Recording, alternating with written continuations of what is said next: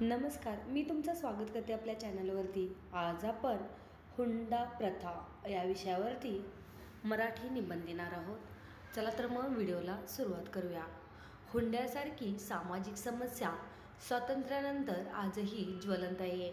आजही आपण हुंड्याबाई नववधूंचा छळ, हुंड्याबळीच्या घटना ऐकतो. या पद्धतीचे निर्मूलन करणे म्हणजे प्रचलित रूढी परंपरा विरुद्ध जनजागृतीची एक प्रकारची लढाईच आहे. हुंडा पद्धती ही आपण पुरुष महिला समानतेचा जो नारा देत आहोत त्यांच्याशी विसंगतच आहे.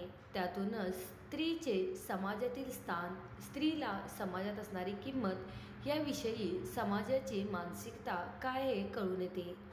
हुंडा पद्धतीचे निर्मूलन म्हणजे ही मानसिकता बदलण्याचे मोठे आवाहन सर्व समाजापुढे आहे. 21व्या शतकात प्रचलित हुंडा पद्धती समजून घेऊन तिचे नव्याने विश्लेषण होणे गरजेचे आहे. पूर्वी हुंड्याची प्रथा सुवर्ण हिंदूमध्ये प्रचलित होती. हुंडा घेणे त्याच्या सामाजिक प्रतिष्ठेची बाब होती. 70च्या दशकापर्यंत मात्र ही प्रथा ख्रिश्चन, मुस्लिम, हिंदूमधील मध्यम तसेच निम्न जातीमध्ये देखील रुजली. पूर्वी अनुसूचित जातीमध्ये वधूमूल्य आणि कन्याशुल्क देण्याची प्रथा होती.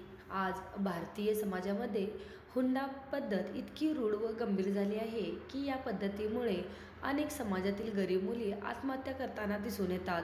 त्याचबरोबर मुलगी जन्मास आली की तिच्या लग्नाचा मोठा खर्च येतो. या विकृत विचारामुळे समाजामध्ये स्त्रीभ्रूण हत्या, मुलीचा खून करणे अशा प्रकारच्या घटना घडत आहेत. महाराष्ट्राच्या राज्यात दर 22 तासाला एक हुंडाबळीची घटना घडते. दर 16 तासांनी हुंड्याशी संबंधित एक गुन्हा घडतो.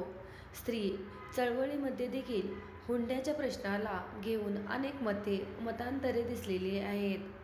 अनेक स्त्रीवाद्यांनी मी हुंडा देणार नाही आणि मी घेणारही नाही या घोषणेची अव्यवहार्यता अधोरेखित करीत अशी मांडणी केली आहे. महिला आंदोलनाने हुंड्याला विरोध करण्याऐवजी मुलीच्या संपत्तीतील समान हक्काची मागणी अधिक जोरकसपणे पुढे आणली पाहिजे. अशा प्रकारच्या मांडणीतून त्यांनी एक प्रकारे मुलीला समान हक्क, अधिकार देणे, शिक्षण देणे, जोडीदार निवडण्याचे स्वातंत्र्य देणे यापेक्षा हुंडा देणे या जात पितृसत्तेला साजेशा पर्यायाची निवड करणाऱ्या मुलींच्या आईवडिलांची पुरुषसत्तेची शृंखलेमधील सक्रिय भूमिका अधोरेखित करते. आज आपण हुंडा प्रथा विषयी मराठीने बनलेला आहे. तर हा व्हिडिओ तुम्हाला कसा वाटला नक्की सांगा आणि व्हिडिओ आवडल्यास आपल्या चॅनलला सबस्क्राईब आणि व्हिडिओला लाईक करायचे विसरू नका. व्हिडिओ पाहिल्याबद्दल खूप खूप धन्यवाद.